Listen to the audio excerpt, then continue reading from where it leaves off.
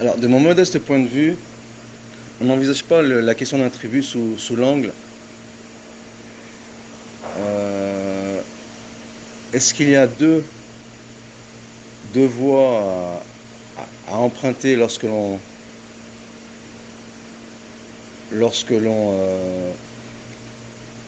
discute des noms attributs? La première voie serait le silence à la manière des anciens. Donc on évoque un attribut, on dit que tel attribut comme la parole est créé, point final. Et une autre voie qui serait une voie philosophique et qui serait une voie qui mettrait en porte-à-faux la première opinion.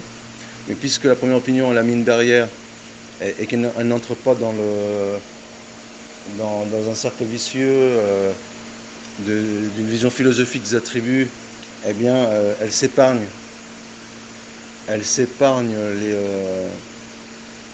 les bric-à-brac, ou elle s'épargne je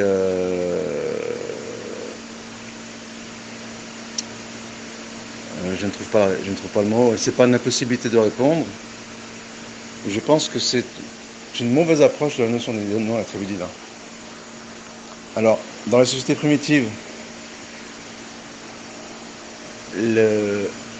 à vocation émotionnelle, la notion d'attribut divin, elle était vue sous le prisme des textes. Donc il y avait une vision purement littéraliste des noms et attributs divins. Et quand ensuite, au premier balbutiement de la décadence, eh bien, on a initié dans le domaine où on a inséré dans le domaine des noms et attributs divins des notions philosophiques. En étant sorti de cette dimension émotionnelle pour intellectualiser les attributs, et ensuite avec un dysfonctionnement des deux forces émotionnelles intellectuelles, ce que j'appelle un état de dégénérescence, eh bien on a sombré dans une vision virtualiste ou virtuelle et purement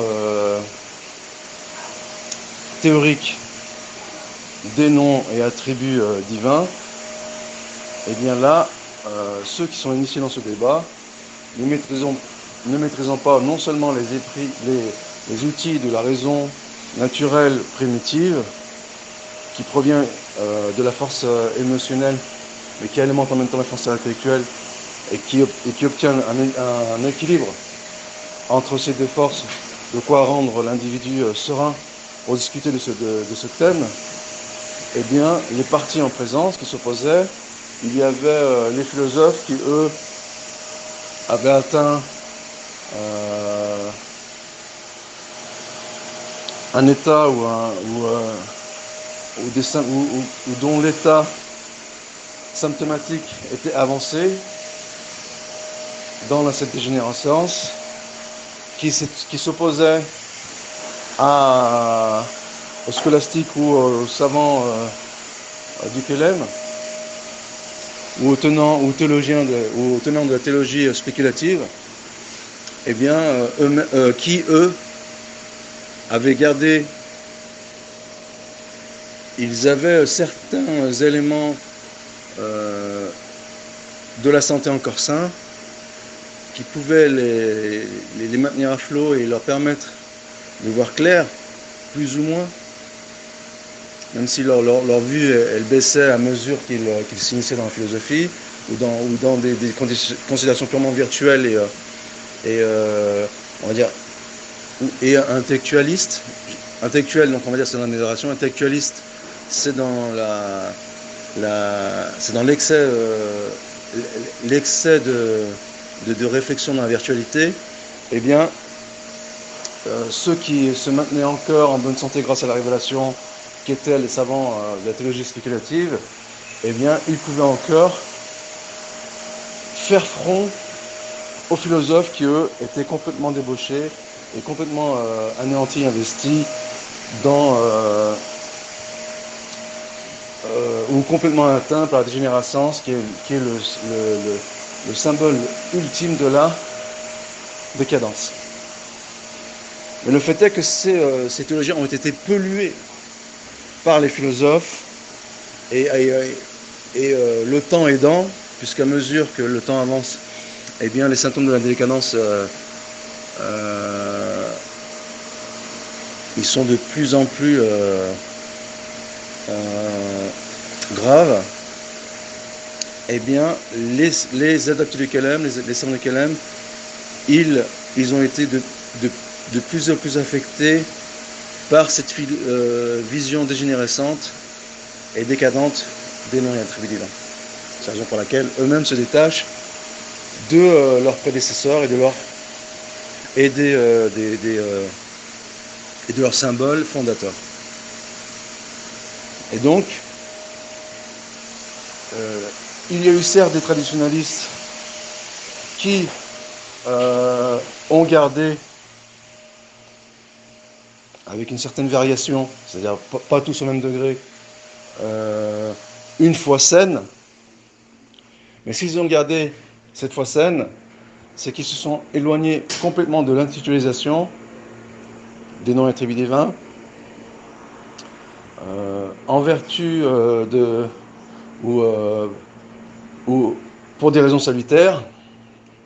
Et le fait est qu'en face, ceux qui avaient intellectualisé à outrance les noms et attributs divins, eh bien, ils avaient une base d'intellectualisation des noms et attributs qui était saine et avec laquelle ils ont subjugué ces traditionalistes littéralistes qui n'avaient pour d'autres armures pour se protéger que de punir les tenants de cette dégénérescence, mais le fait est qu'ils n'avaient plus les études anthropologiques pour le faire, puisqu'il y a eu un basculement des sociétés qui sont passées de sociétés traditionnelles primitives à des sociétés décadentes, et ce basculement était forcément en faveur des savants des Kelem. Eh bien, les outils traditionnels de protection du credo, ils devenaient de plus en plus obsolètes, qui étaient le boycott,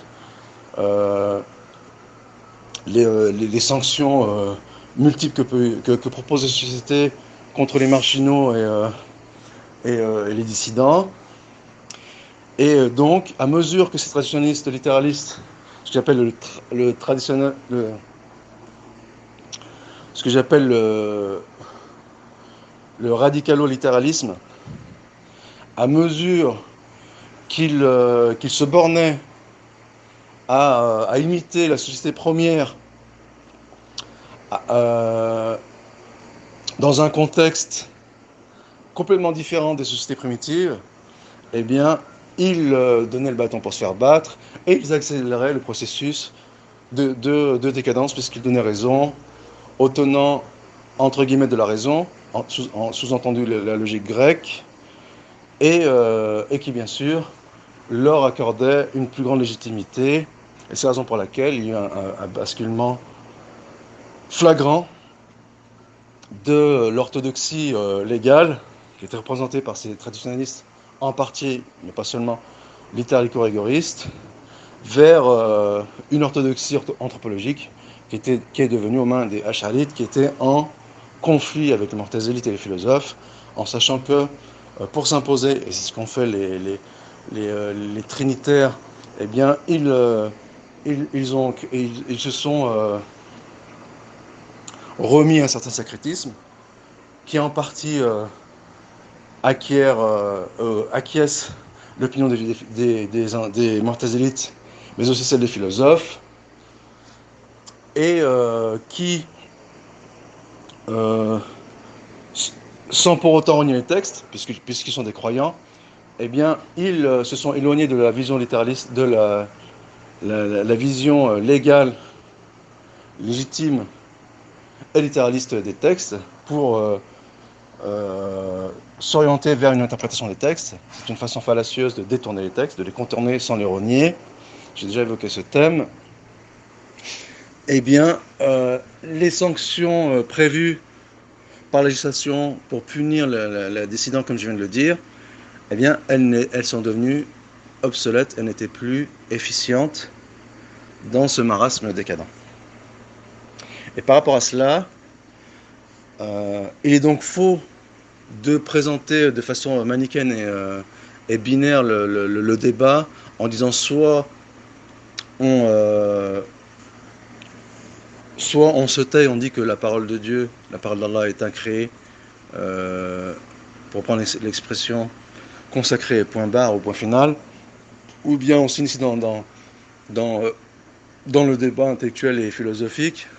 Mais le fait est que on est parfois, surtout lorsqu'on manque d'outils intellectuels, confronté à des problématiques insolubles. Et donc ici, déjà le débat il est mal posé, ça c'est une première chose. Seconde chose, c'est qu'il faut distinguer chez les littéralistes, ou pardon, chez les traditionalistes, l'orthodoxie,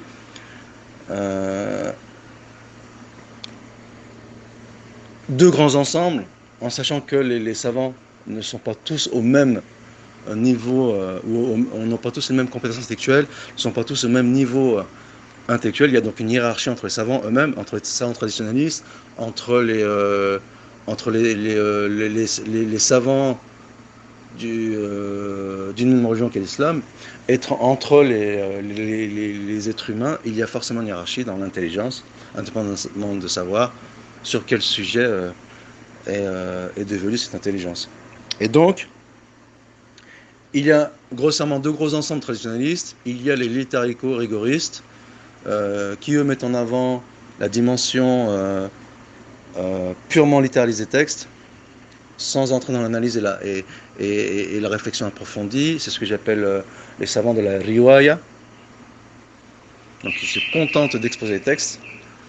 Et une élite universaliste, avec à leur tête l'imam Ahmed, j'en ai parlé, Bukhari et d'autres, et Shafi'i, qui eux, ils optimisent leur dimension intellectuelle grâce, c'est-à-dire qu'ils sortent éventuellement de sentiers battus, c'est-à-dire qu'ils flirtent avec les interdits, grâce à une foi ancrée et profonde qui lui permettent de se maintenir à flot et de rester dans les limites de l'orthodoxie et qui est la foi. Donc une foi ancrée, elle permet une raison épanouie. Une foi ancrée est à l'origine d'une raison épanouie. Et beaucoup par précaution, ils restent dans les limites de la foi, ancrés, sans s'épanouir dans le domaine de la raison. Et bien sûr, sous-entendu, raison saine et naturelle, et non pas logique grecque et philosophie décadente. Et bien sûr, cette dualité, elle est restée jusqu'à nos jours. Et on va dire la grande représentation de l'orthodoxie, ou la grande majorité de l'orthodoxie, eh bien, elle se situe dans le premier ensemble du littérico-rigorisme, avec ces deux versants, que sont le versant protekfir et le versant protekfir. Je ne vais pas entrer dans la dimension du fiqh, ça demanderait un autre développement. Donc ici, je parle de la méthodologie. Donc il y a un versant protekfir et un versant protekdir. Et bien entendu, la frange universaliste, qui elle met à contribution ces deux forces intellectuelles et émotionnelles, eh bien elle est marginalisée. Et lorsque les orthodoxes eux-mêmes, les salafis eux-mêmes, ils cherchent à se situer dans l'orthodoxie, eh bien ils prennent pour référentiel le littérico-rigorisme, et c'est la raison pour laquelle cela a suscité d'énormes déceptions ces dernières années, pour un certain nombre de raisons. J'en ai déjà parlé, je ne vais pas le refaire ici, certaines raisons anthropologiques notamment. Donc il y a des raisons qui sont externes, et des raisons qui sont internes, ou en d'autres termes, des raisons qui sont intrinsèques et des raisons qui sont extrinsèques. Et donc, malheureusement, cela a créé la déception, et c'est ce que j'appelle les déçus. Certains les ont appelés les affranchis, mais en fait, les affranchis, ici, il est peut-être mal approprié, parce qu'il y a deux catégories d'individus qui sont émancipés du littérico-rigorisme. Il y a les affranchis, certes, mais il y a aussi les déçus. Après, bien sûr, dans les déçus et les affranchis, on peut les classer entre ceux qui mettent à contribution leur dimension intellectuelle et ceux qui mettent en contribution leur dimension émotionnelle. On ne va pas entrer dans ces considérations qui ne sont que des détails. Et donc, pour revenir au débat de départ, après cette longue introduction, qui sera peut-être plus longue que le développement, et donc pour revenir au débat des noms et attributs divins, à l'aune des explications précédentes, il y a certes le littéraco-rigorisme, mais aussi l'orthodoxie légale à l'ère de l'âge d'or musulman, qui représente les 2 premiers siècles séculiers, environ 200 ans. Si on veut tirer la chose, on peut aller jusqu'à 250 ans à l'époque du Bukhari. Eh bien, c'était la norme, on va dire le littéralisme qui imposait le silence dans le domaine des noms attributs divins était la norme. Ensuite, lorsqu'on a mélangé une raison naturelle avec la raison décadente et gréco-philosophique, si je peux me permettre, eh bien, l'orthodoxie légale, qui était en grande partie représentée par un littéraco-rigorisme, élève des grandes références universalistes de la première époque, eh bien, ils ont repoussé pour défendre ces derniers bastions avec force. Ils ont refusé avec force toute intervention dans la raison dans le domaine des noms attributs divins. Et bien sûr, cela a ouvert le terrain, cela a défraîchi le sentier aux hérétiques imbibés et imbus de philosophie décadente qui remonte aux calangues grecques. Et donc, il y a une dimension dans le débat des noms attributs divins qui a recours à la raison naturelle et qui bien sûr ne s'oppose pas au texte et à la foi, et à la religion, et à la révélation. Et lorsque cette raison naturelle, eh bien, elle a ses limites, c'est-à-dire qu'elle n'a pas de limite poreuse avec la raison artificielle, décadente et virtuelle. Eh bien, elle s'épanouit en toute sécurité. Et ici, il n'est pas approprié de dire, lorsqu'on utilise la seule raison saine, de dire que où sont les limites qui nous permet de débattre dans les noms attributs divins sans franchise interdit. Et quelles sont ces limites? Eh bien, il y a des limites qui sont instinctives. Il y a des limites qui sont intellectuelles, certes, mais si elles invoquent uniquement une dimension, une dimension saine ou une dimension saine de l'outil intellectuel et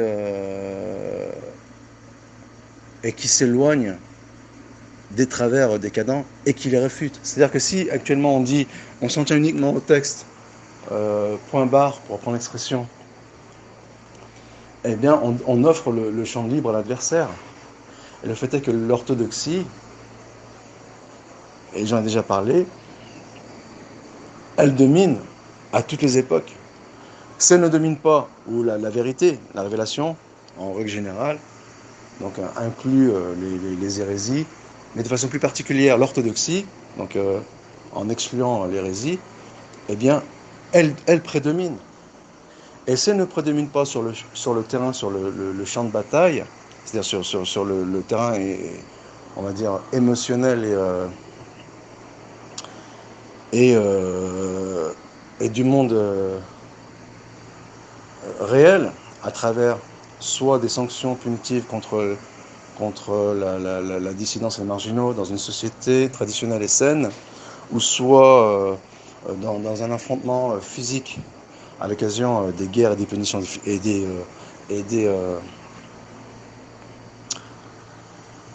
et des sanctions punitives, ou des expéditions punitives, en sachant que la guerre transcendante, elle est au summum, elle est au summum de l'épanouissement humain, alors qu'on l'a réduit à des considérations purement matérielles. Et comme on va dire les guerres qui en général elles sont terre à terre et pour des raisons profanes, mais la guerre transcendante qui consiste à véhiculer la vérité et la révélation, eh bien elle est au summum de l'épanouissement humain. Et on l'a réduit à des considérations, encore une fois, terre à terre. Et c'est d'ailleurs ce qui suscite un complexe chez nombre de musulmans. Et donc, l'orthodoxie, elle gagne dans tous les cas. C'est-à-dire, si elle ne gagne pas sur le terrain profane, grâce à des armées ou à une police, à une armée forte ou à une police forte, eh bien, elle gagne sur le terrain idéologique. Et à partir du moment qu'on dit on se tait, point final ou point barre, pour reprendre l'expression, quand je dis pour reprendre l'expression, parce que ce n'est pas une expression que personnellement j'utilise, eh bien, on a concédé du terrain à l'adversaire et on a rendu les armes et on s'est avoué vaincu. Lorsqu'on dit on ne discute pas de ce domaine où on interdit de discuter de ce domaine, où on établit des clôtures autour de ce domaine pour en faire un tabou infranchissable, eh bien, on a perdu d'avance. Et donc, le chemin approprié et sain pour s'initier dans ce genre de débat, c'est de les limiter non pas en termes de texte contre raison, mais en termes de texte, donc révélation, en phase avec une raison saine et naturelle, contre une raison dévoyée, décadente. C'est comme ça qu'on délimite le terrain, et non pas en délimitant en disant texte contre raison. À partir du moment qu'on fait cette classification manichéenne et binaire, eh bien on a perdu sur le terrain du débat. Et en l'occurrence, lorsqu'on parle de la parole d'Allah Azza wa Jalla, la parole de Dieu incréée, et qu'on ne met en avant des arguments discursifs qui sont purement qui ont recours à cette double dimension, raison naturelle et saine, et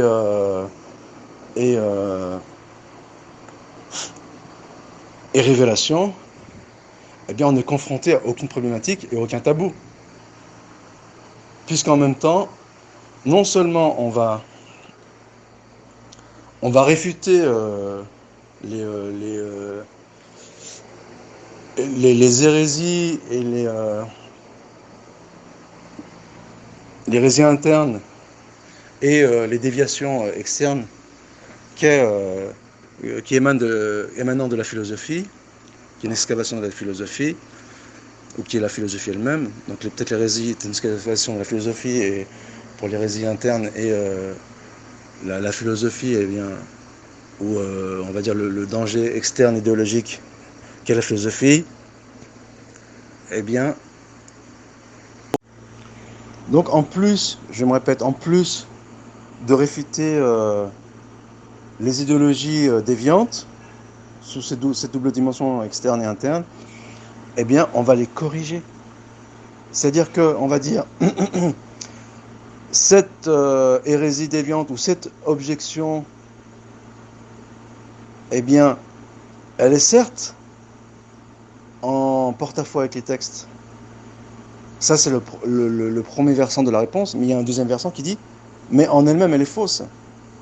Il faut montrer en quoi elle est décadente, et en quoi elle est purement virtuelle et théorique, et en quoi elle se déconnecte de la réalité, et de la raison saine. Il ne suffit pas de dire que l'argument en question, il s'oppose au texte, point final. Si on part de ce postulat, eh bien on a perdu à l'avance. Mais il faut démontrer que cet argument, il est faux en lui-même. Et qu'il frôle même l'aberration. Qu'il relève de la puration même, pure et simple. Et donc si un argument philosophique pour renier l'attribut de la parole consiste à dire que s'il y a une distinction entre Dieu et la parole, c'est qu'il y a une opposition entre eux et que Dieu est au-dessus de la parole. Donc cela suppose et implique deux divinités, l'une supérieure à l'autre.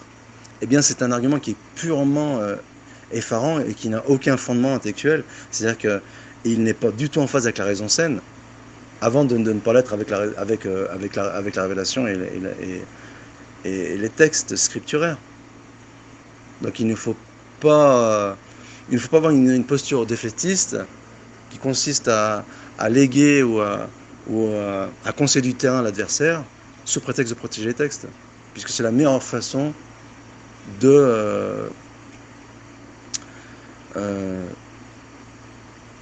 d'offrir le dessus à ceux qui déforment les textes.